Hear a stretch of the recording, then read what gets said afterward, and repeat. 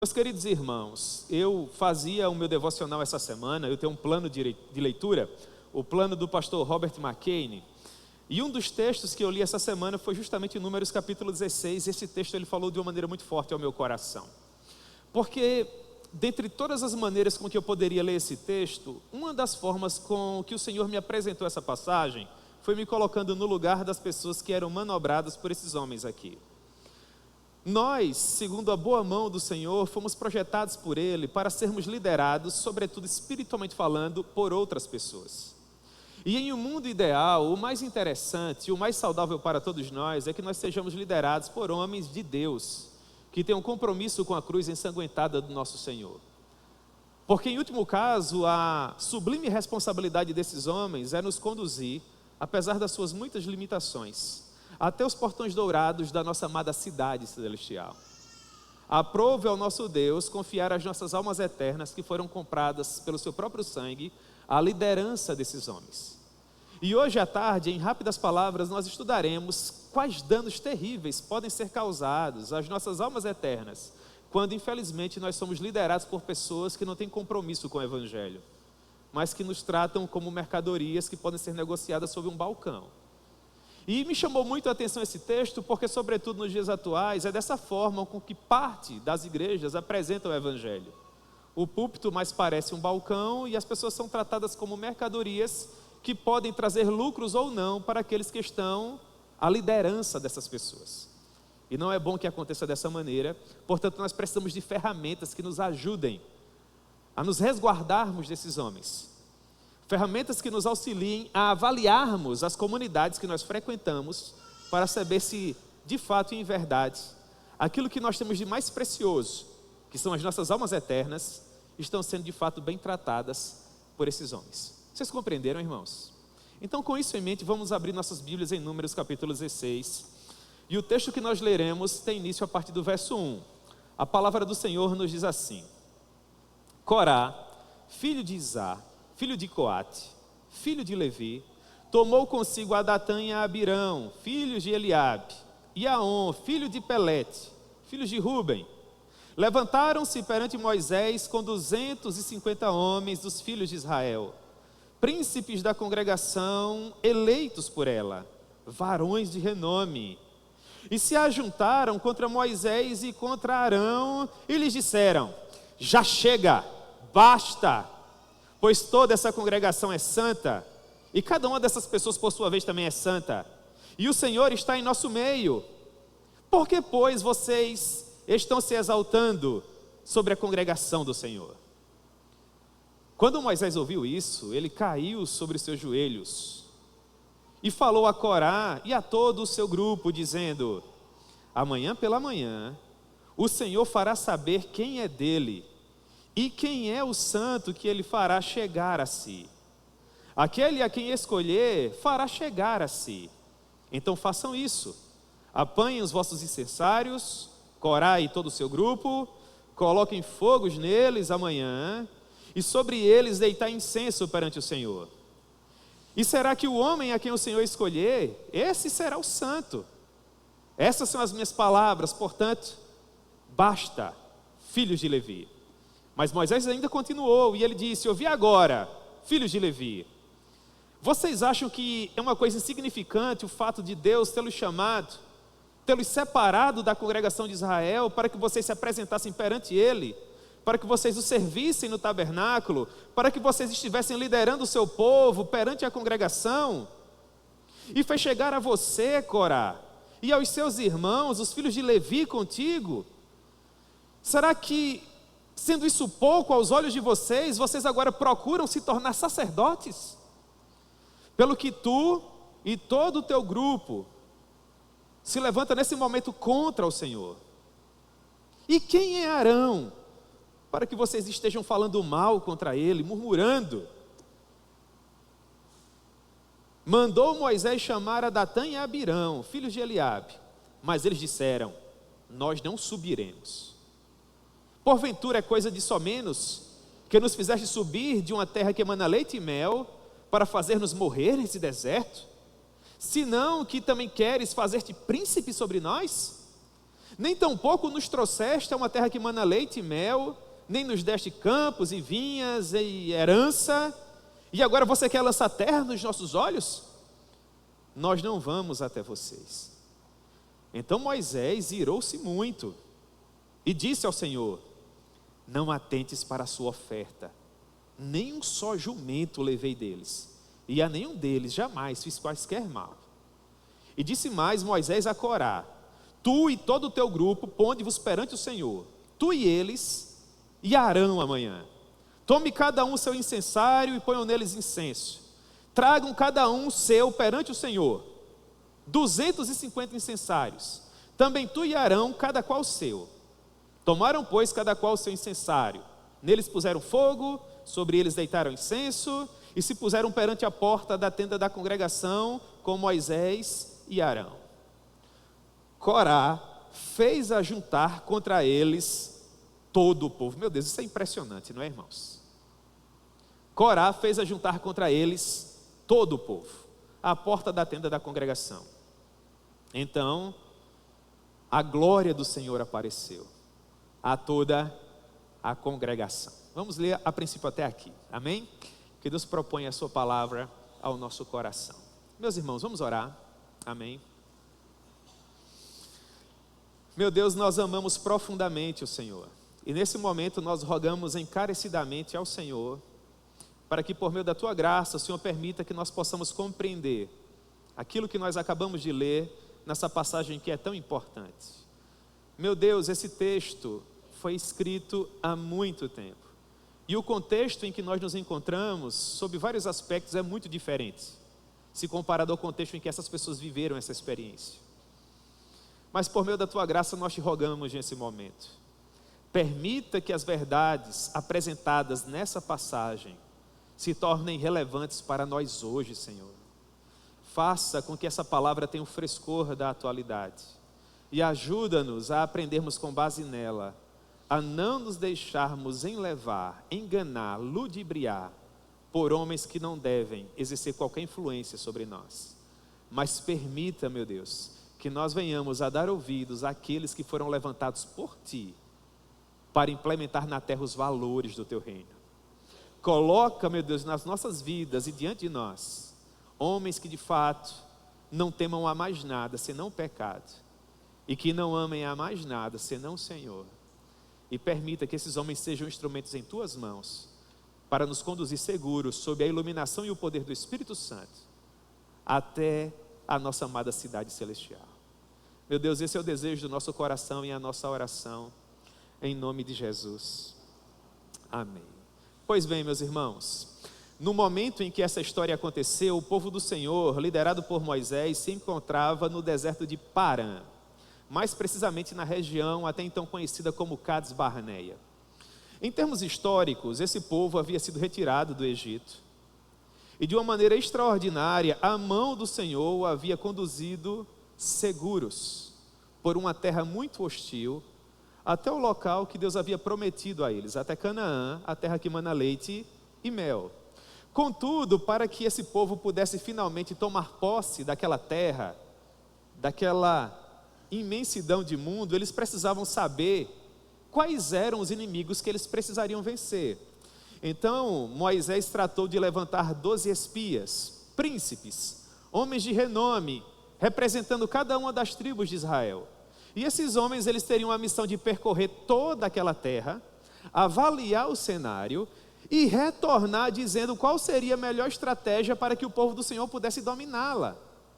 Não importava quais informações aqueles homens trouxessem, porque não seria com a força do braço deles que eles prevaleceriam. Eles só tinham a missão de dizer quais seriam os obstáculos para que a estratégia fosse traçada. Mas em último caso, quem daria a vitória? Deus daria a vitória. Isso é óbvio. Só que aqueles homens retornaram e eles infamaram o povo. Eles disseram que, se comparado aos inimigos que eles teriam que enfrentar, eles seriam semelhantes a gafanhotos, porque aquelas pessoas eram gigantes, as suas cidades eram fortificadas, e isso afetou o espírito do povo. O povo se viu completamente desanimado. E aqui nós já temos um breve insight de como líderes perniciosos podem fazer mal às nossas almas eternas. Porque o nosso cenário nos dias atuais não é diferente. Para além das portas da igreja, nós temos inimigos da mesma forma. Além do tentador das nossas almas e dos seus asseclas, os demônios, que povoam esse mundo que jaz no maligno, nós temos dificuldades de toda sorte. Lutas nós já sabemos que vamos enfrentar. Nós não precisamos de pessoas que enfraqueçam o nosso espírito, que falem para nós que nós não prevaleceremos ante as nossas dificuldades. Porque afinal de contas, lutas nós já temos à vontade, de sabores, problemas, só menos. Nós precisamos de pessoas que nos ajudem. Sim ou não, irmãos? Pois bem, de pessoas que nos encorajem, de pessoas que estejam ao nosso lado para nos fazer triunfar no dia do mal. Não foi o que aconteceu. E por causa disso, o Senhor se irou e fez com que o povo peregrinasse por 40 anos no deserto. O objetivo do Senhor, quando Ele deu essa ordem, foi fazer com que toda aquela geração morresse. Porque quando aqueles 12 espias infamaram o povo dizendo que eles não conseguiriam, aquelas pessoas começaram a dizer: o Senhor nos tirou do Egito e agora não nos consegue colocar em Canaã. Nos tirou do Egito para nos permitir morrer aqui, nós e os nossos filhos. Então o Senhor teve uma ideia que só mesmo Ele teria. Ele disse assim: para mostrar para vocês que eu sou Deus, vocês vão morrer, mas os filhos de vocês que vocês achavam que iriam morrer, esses vão viver. E será por meio deles que eu conquistarei essa terra. Durante aqueles 40 anos, todas as pessoas que tinham mais de 20 anos morreram. E os adolescentes e as crianças, que eles achavam que morreriam, sobreviveram. E com eles, o Senhor triunfou. Mas nesse meio tempo, aproveitando-se que o povo estava peregrinando no deserto e morrendo, para que se cumprisse a palavra do Senhor, e aquela geração caísse por terra, levantaram-se esses homens, que nós acabamos de ler a respeito. Corá, Datã e Abirão. Homens oportunistas, que perceberam que o povo estava fragilizado, que as pessoas ficavam caminhando por cima daquelas areias escaldantes, se bem que havia a coluna de nuvem para protegê-los durante o dia, havia a coluna de fogo para aquecê-los durante a noite, mas enquanto eles caminhavam e os dias se passavam, aquelas pessoas iam definhando e morrendo, para que a palavra se cumprisse. Isso afeta o coração de qualquer um. E foi justamente essa oportunidade que esses homens perversos aproveitaram. Assim como nos dias atuais, são justamente essas oportunidades, quando o nosso coração se encontra fragilizado, que os inimigos do Evangelho aproveitam para tentar fazer morrer o nosso ânimo, para tentar fazer morrer as nossas promessas, a nossa esperança, a alegria que faz com que nós subamos de cabeça erguida até a casa do Senhor. Por exemplo, imagine que você faz parte do departamento infantil, ou dos adolescentes, ou dos jovens, e quem sabe, o que é absolutamente normal, comum, porque nós somos seres humanos, que quaisquer desses departamentos não vá tão bem, problemas surjam. Quem de fato ama a cruz ensanguentada vai se preocupar com isso. Isso vai afetar o seu coração, e essa pessoa vai orar, e ela vai buscar em Deus uma solução, e vai estudar a sua palavra, vai ler bons livros, vai procurar conversar com a liderança, para que aquela situação difícil seja resolvida, e o departamento volte a andar perfeitamente, porque quem ama cuida, não maltrata, não mitiga, não tenta fazer perecer, morrer. Mas o filho de Belial, aquele que é da linhagem de Corá, Datã e Abirão, ele vai aproveitar esse momento de fragilidade para desestabilizar a liderança. Está dessa maneira porque a liderança não é uma liderança espiritual, também não ora, também não lê a palavra. E em último caso, a culpa também é da própria liderança. Olha só, a igreja possui pastores, e onde estão os pastores que não veem isso? Mas é porque também não oram, porque também não são sensíveis à voz do Espírito Santo. E eles não dizem isso ao conselho da igreja, porque a igreja possui presbíteros para governá-la. Tampouco participam de reuniões para falar abertamente, claramente, de uma maneira cristalina, mas eles fazem na surdina. Eles fazem quando as luzes se apagam. Quando aqueles que podem intervir não conseguem ouvir, eles procuram os mais frágeis, os mais sensíveis, e começam a formar paralelamente o seu exército de desanimados, de contaminados, de pessoas frágeis, espiritualmente falando. E o poder desses homens é tão devastador que daí a pouco essas pessoas não conseguem enxergar beleza em mais nada. Começa com um problema em um departamento, que é o meu exemplo, mas isso afeta o louvor, e daí a pouco nenhuma canção é mais bela, ninguém toca melhor, ninguém consegue mais cantar, daí a pouco as pregações são insossas, daí a pouco é um problema na iluminação, ou no som, ou nas televisões, ou na transmissão no YouTube, aí nada mais presta, nada mais tem valor, nada mais tem sentido, nada mais possui beleza. E você passa a se tornar uma pessoa que tem nome de que está viva, quando na verdade você está morta. Perceba se não é isso que esses homens estão tentando fazer. Corá, filho de Izá, filho de Coate, filho de Levi, tomou consigo a Datã e a Abirão, filhos de Eliabe, e Aon, filho de Pelete, filhos de Ruben. Portanto, percebam, eles reuniram pessoas de prestígio familiar. Eles não foram atrás de tribos que viviam na periferia da economia do reino, como Dan, como Simeão, lá na Galileia, os mais pobres. Eles não foram lá em Gileade, à procura de Naphtali. Não, eles foram para aqueles que possuíam algo a oferecer. Ruben, Levi, de onde sairia o Messias e a herança aristocrática de Israel. Os líderes que Deus havia escolhido, e eles minaram esses homens. E se levantaram perante Moisés com 250 homens dos filhos de Israel. Agora atente para as características dos homens. Verso 2. Príncipes da congregação, eleitos por ela, varões de quê? De renome. Mas é uma estratégia por mais maquiavélica. Eles sabiam que Moisés e Arão, homens de Deus levantados pelo próprio Senhor, possuíam prestígio perante as pessoas. Se eles viessem com pessoas que não tivessem uma linhagem, um estirpe, a força deles seria tacanha, o movimento morreria no ninho. Mas eles trabalharam, irmãos, por muito tempo, na surdina, na calada, no apagar das luzes. Conseguiram, imaginem vocês, 250 príncipes. Aí eu gostaria que vocês gastassem 2 ou 3 segundos das vidas de vocês imaginando o dia em que esse levante ocorreu. Estava lá Moisés e Arão junto com ele, liderando o povo. Aí aparece Corá, Datã, Abirã, On e Peleg. E por trás deles, 250 príncipes. E o que foi que eles disseram? Quem vocês pensam que são? Por que vocês se acham mais espirituais que nós? Queremos dizer uma coisa para vocês. Nós pertencemos às tribos que vocês pertencem. Somos filhos do mesmo Deus, santos assim como vocês são santos. E por que vocês querem dominar? Por que vocês querem ser príncipes? Por que vocês querem exercer a primazia?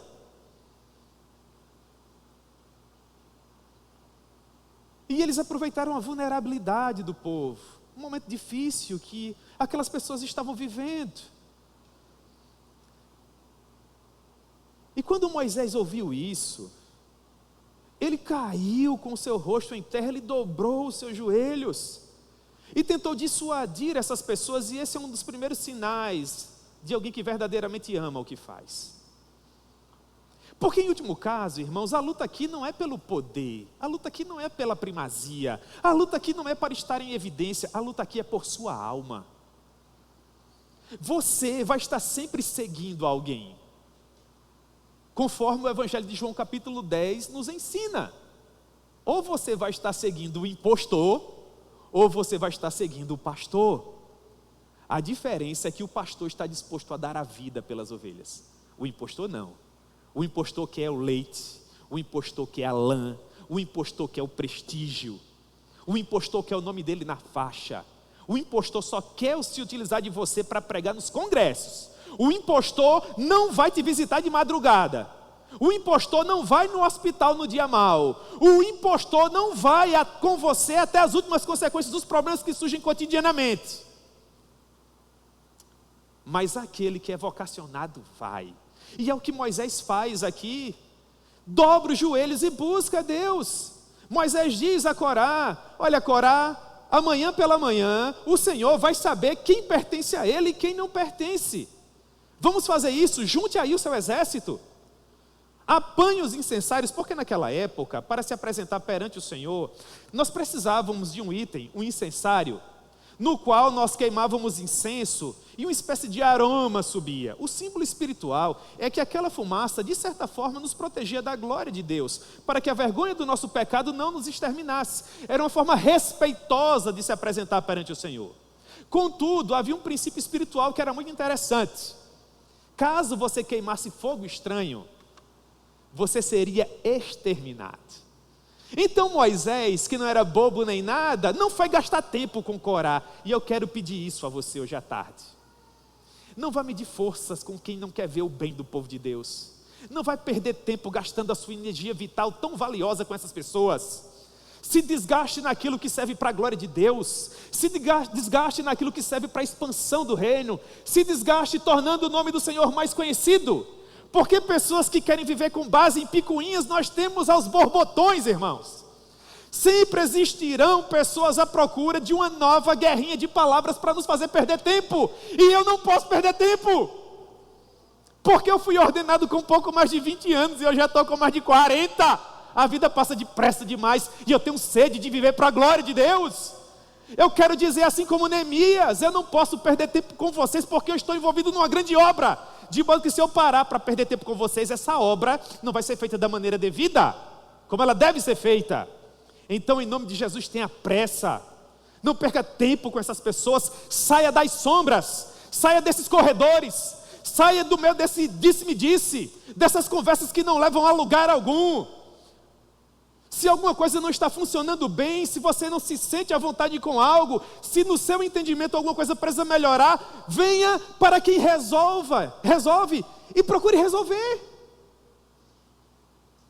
Abra o seu coração e diga: olha só, esse departamento aqui não está tão bem. Esse grupo aqui não está caminhando da forma devida. Ô pastor, como é que a gente pode resolver isso? Essa determinada área, na minha maneira de ver, está um tanto fragilizada. Como é que a gente pode fortalecer isso? Aí você vai dar uma sugestão, você vai orar a respeito, quem sabe você vai conhecer alguém dentro da comunidade que é bom nisso para ajudar. E dessa forma nós crescemos, irmãos. Mas Corá, Datã e Abirão, ou em Peleg, precisam ser repreendidos no nome de Jesus, porque causam sérios problemas. E as pessoas são contaminadas por eles. E é nisso que reside a sua vitória. Porque não se enganem, existem determinadas pessoas que quanto mais outras pessoas se entristecem e se desanimam com a igreja, mais parece que eles, ao contrário, se alegram e se tornam felizes, né? É aquela pessoa que desanimada por conta, sabe lá Deus de quê? Às vezes a sua própria amargura de vida, chega até você e te contamina, e quando ele percebe que você está tão amargurado com a igreja, que não é do pastor, mas é de Jesus, quanto ele só falta dar um abraço em você e dizer: graças a Deus, agora nós somos dois. E ele vai tentar um terceiro, e um quarto, e um quinto. Em nome de Jesus, guarde o seu coração. Se Jesus quisesse uma igreja perfeita, ele já nos teria feito perfeitos. Jesus colocou um monte de pecadores reunidos para andar em comunidade. Vocês acham que seria um mar de rosas? Você acha que você, meu irmão, é o único que não erra, que não falha, que não peca? Se você acha, você nem se conhece. Corá e os demais eram descendentes de Levi. Deus havia separado essa tribo para cuidar dos negócios dele. O Senhor havia sido específico: Arão e os filhos dele seriam os sacerdotes, aqueles que ministrariam perante o Senhor, mas os demais levitas cuidariam dos negócios do grande rei. Um dos filhos de Levi desmontaria o tabernáculo, o outro guardaria os equipamentos e uma terceira tribo carregaria. Esses filhos não teriam permissão de lidar diretamente com as coisas sagradas, não porque eles não fossem especiais, ou porque Arão fosse especial em detrimento deles, mas porque Deus queria protegê-los. Se eles não soubessem manusear aqueles equipamentos da maneira devida, eles seriam fulminados na mesma hora. Arão e os filhos dele precisariam desmontar tudo, proteger tudo, para que os demais irmãos nem colocassem os olhos nos utensílios sagrados, porque quem olhasse para aquilo ali morreria no ato. Mas a sede de poder de Corá, Datã e Abirão falou tão alto que eles queriam tomar o lugar daqueles homens que haviam sido escolhidos por Deus. E isso não é possível, irmãos, porque nós só podemos ser aquilo que Deus deseja que nós venhamos a ser. O músico recebe capacidade para tocar, o cantor recebe capacidade dada por Deus para cantar, o pregador recebe do Senhor capacidade exegética, dons de sabedoria, de conhecimento para pregar. E eu poderia passar o resto da tarde dando exemplos de dons ministeriais de serviço aqui. O que nós aprendemos com isso? Que compete a Deus em sua soberania chamar quem Ele quiser para fazer o que Ele deseja. Qualquer um pode tocar, mas quem nasceu para tocar vai tocar. Qualquer um aqui pode cantar, mas quem nasceu para cantar é diferente ou não? Qualquer um pode pregar, mas eu creio que existem aqueles que nasceram para pregar. E é diferente. Doa quem doer.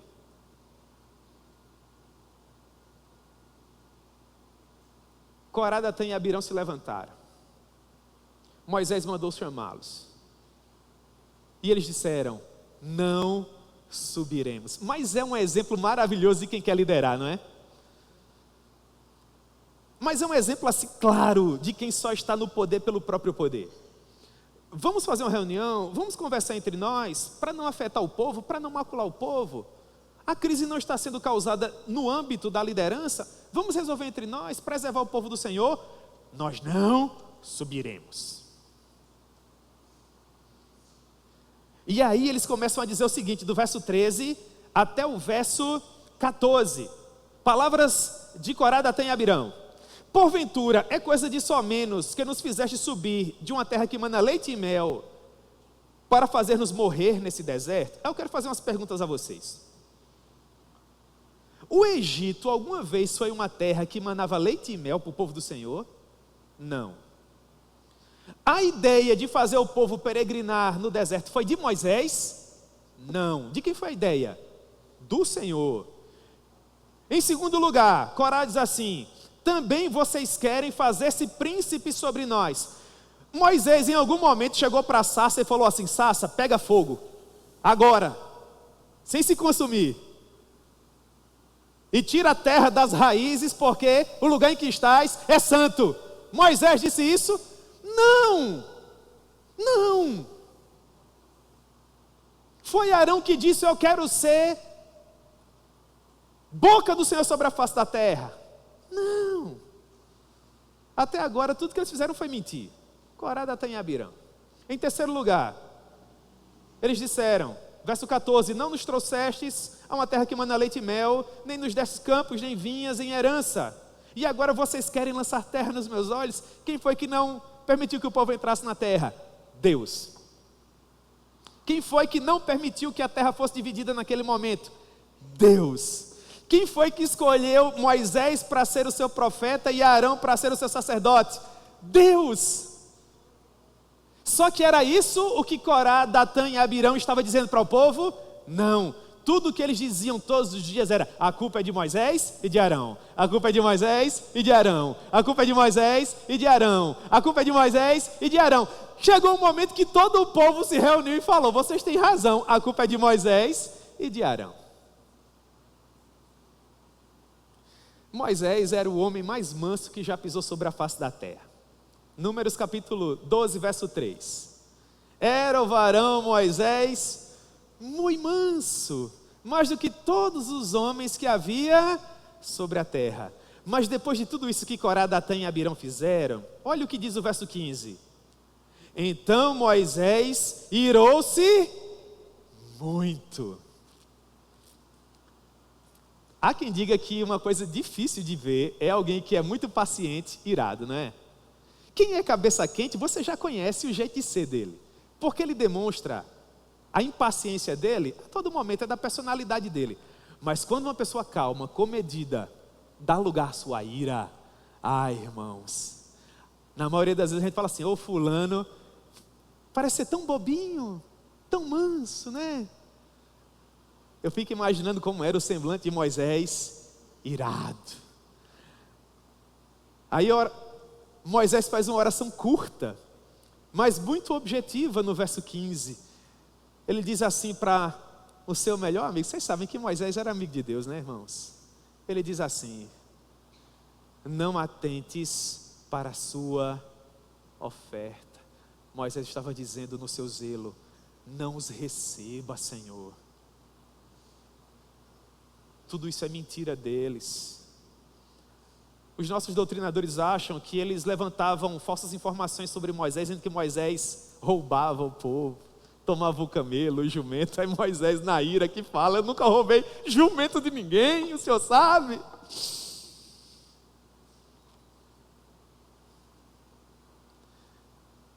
Deus ouve orações, irmãos. Em outras palavras, o que Moisés estava dizendo era o seguinte: Senhor, faz a tua vontade prevalecer no meio do teu povo, porque esse povo é o teu povo. Se a tua vontade é fazer com que eu e o meu irmão sejamos instrumentos em tuas mãos para conduzir o teu povo, que a tua vontade prevaleça. Contudo, se for a tua vontade nos substituir por esses homens, que assim seja, Senhor, mas torna isso claro. Então eles vieram com os incensários, e todos eles se colocaram à porta da tenda da congregação, e a glória do Senhor apareceu. A ideia de dizer que a glória do Senhor apareceu é que o Senhor também se fez presente na reunião. Então olha para o verso 20 agora, Números 16, 20. Disse o Senhor a Moisés e a Arão: apartai-vos do meio dessa congregação, e os consumirei no momento. Mas eles se prostraram sobre o seu rosto e disseram: ó Deus, autor e conservador da vida, acaso por pecar um só homem, indignar-te-ás contra toda essa congregação? Respondeu o Senhor a Moisés: fala a toda a congregação dizendo: levantai-vos do redor da habitação de Corá, Datã e Abirão. Então se levantou Moisés e foi a Datã e a Abirão, e após ele foram os anciãos de Israel, e disse à congregação: desviai-vos, peço-vos das tendas desses homens perversos, e não toqueis em nada do que é seu, para que não sejais arrebatados em todos os seus pecados. Levantaram-se, pois, do redor da habitação de Corá, Datã e Abirão, saíram, e Datã e Abirão se puseram à porta da sua tenda, junto com suas mulheres, seus filhos e as suas crianças. Então disse Moisés: nisto conhecereis que o Senhor me enviou a realizar todas essas obras, que não procedem de mim mesmo. Se morrerem estes como todos os homens morrem, se forem visitados por qualquer castigo como que se dá com todos os homens, então eu não sou um homem de Deus. Mas se o Senhor criar alguma coisa inaudita, que ninguém nunca viu, aí Moisés dá um exemplo: e a terra abrir a sua boca e os tragar com tudo que é seu, e vivos eles descerem ao abismo. Perceba, nós não pautamos a agenda de Deus. Deus é soberano, Ele faz o que Ele quer. Moisés aqui está dando uma sugestão, né?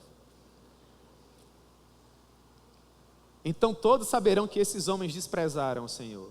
E aconteceu que quando Moisés acabou de falar, a terra se abriu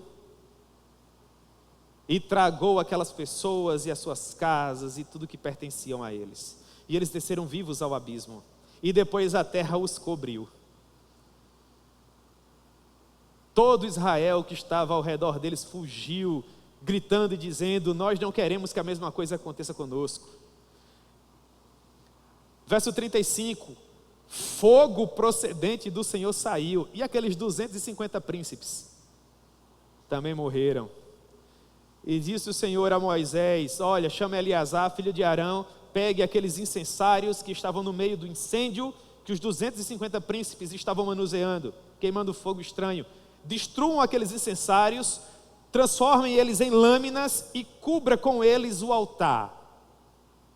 Eleazar, o sacerdote, verso 39, tomou aqueles incensários, os transformou em lâminas e com eles cobriu o altar, como um memorial para os filhos de Israel, para que nenhum estranho que não for da descendência de Arão se chegue para acender incenso perante o Senhor, para que não sejam como Corá e o seu grupo, como o Senhor lhe tinha dito por meio de Moisés.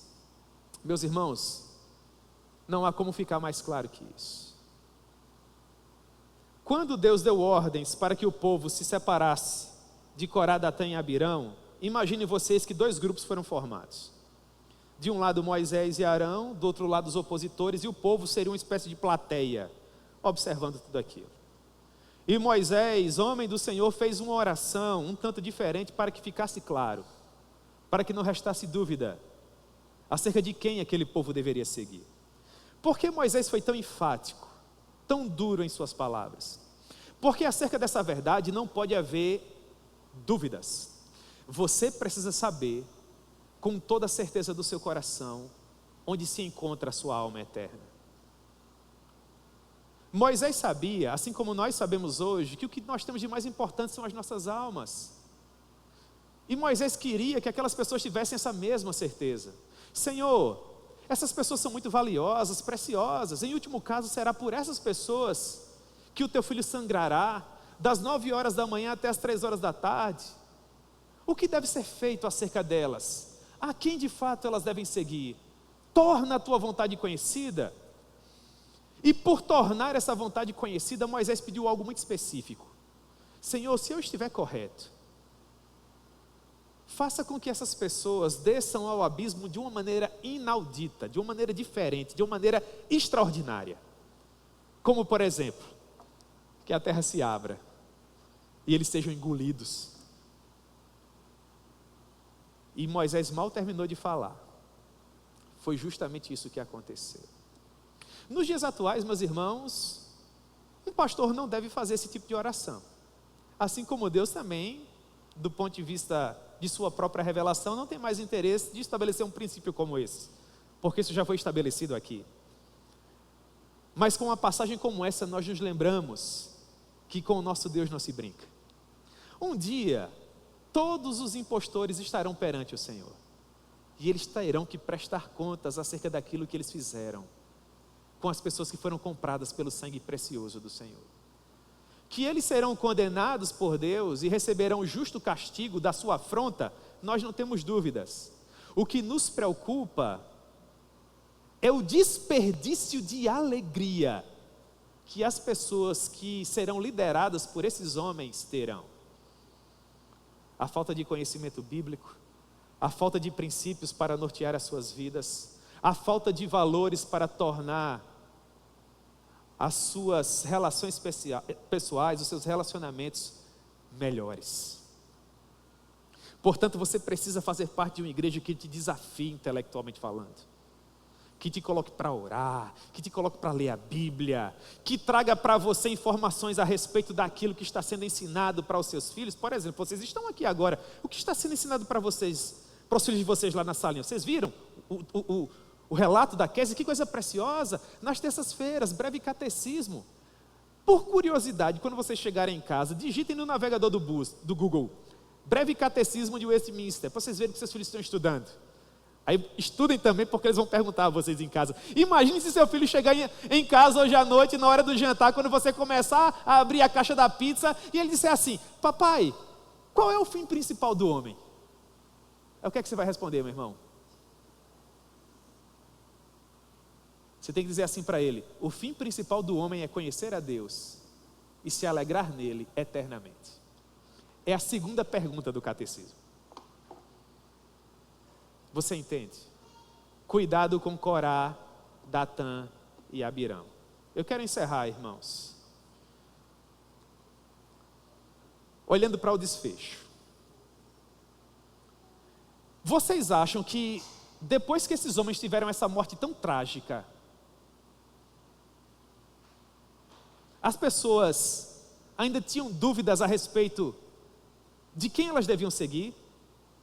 De quem de fato estava com a razão? Quem queria o bem das almas delas? Eu tenho certeza que se você nunca leu esse texto, você agora olharia para mim e diria assim: ah, pastor, sem sombra de dúvida, depois que a terra se abriu, engoliu aquele povo, Depois se fechou como se eles nunca tivessem pisado ali. Com certeza todo aquele povo olhou para aquele cenário e disse assim: de fato Deus sempre esteve com Moisés e Arão, é por meio deles que o nome do Senhor é glorificado. E esses homens eram impostores. Vocês acham que foi assim que aconteceu? Olha para o verso 41. Mas no dia seguinte, toda a congregação dos filhos de Israel começou a murmurar, tanto contra Moisés como contra Arão, dizendo: aqueles homens que vocês mataram, que vocês mataram, eram homens de Deus. Vocês estão errados, vocês são os impostores. Corá, Datã e Abirão é que tinham razão. Irmãos, isso aqui é um exemplo do nosso coração, um exemplo pernicioso, terrível, do que um impostor pode fazer. Porque depois que o coração é contaminado, só mesmo a graça, irmãos.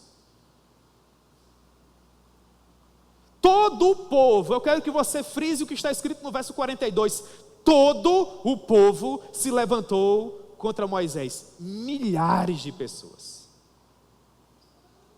E quando isso aconteceu, dessa vez Moisés não dobrou joelhos, não pronunciou uma palavra.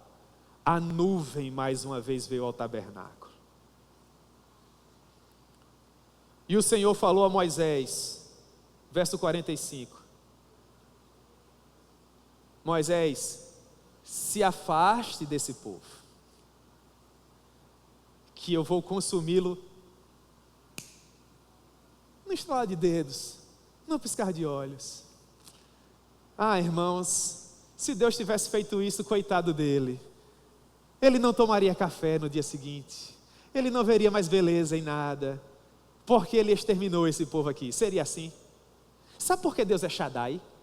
Porque fora do ser dele, ele não precisa de absolutamente nada. Aí Moisés funciona como um tipo de Cristo, intercedendo pelo povo, dizendo: não, Senhor, não faz isso. Só que no momento em que Moisés começa a interceder, sendo homem de Deus, ele percebeu que a vontade do Senhor, a ira dele, já estava prevalecendo.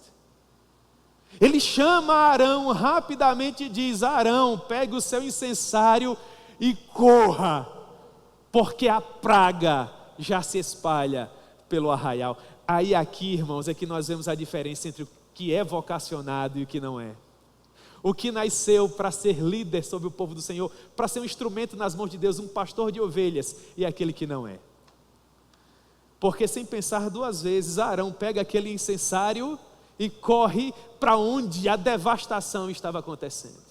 João capítulo 10 diz exatamente o contrário. O mercenário o quê? Foge. Diga comigo, foge. Mas Arão foi para o meio do povo. E a Bíblia diz que ele se colocou de pé entre vivos e mortos. E clamou ao Senhor. E Deus ouviu a oração do seu servo. E retirou a mão, não antes de matar 14.700 pessoas. Você não tem ideia do que é olhar para um campo com 14.700 corpos. Em nome de Jesus, tenha cuidado com Corá, Datã e Abirão. Eles estão por aí, causando as suas perversidades. Quem tem um bom conselho para você, eu vou fazer 3 aplicações e a gente vai orar, porque vai haver a apresentação das crianças. Quem tem um bom conselho para você, aconselha você na frente de qualquer pessoa. Quem quer o seu bem, diz para você o que pretende dizer, sobretudo na presença do seu pastor, da sua liderança. Quem quer o seu bem não vai pedir segredo a você. Quem quer o seu bem não vai marcar encontro com vocês em locais e em horários em que ninguém vai saber que isso aconteceu. Quem quer o seu bem jamais vai falar mal da sua liderança para você. Quem quer o seu bem nunca vai te desanimar no que diz respeito a subir à casa do Senhor. Quem quer o seu bem nunca vai colocar a culpa na conta de Jesus. Tenha cuidado com quem você dá ouvidos. Tenha cuidado com quem exerce influência sobre a sua vida. E a última aplicação, olhe para mim, eu quero que você olhe para mim nesse momento. Inclusive você que me acompanha pela internet. Decidam quem é o pastor de vocês.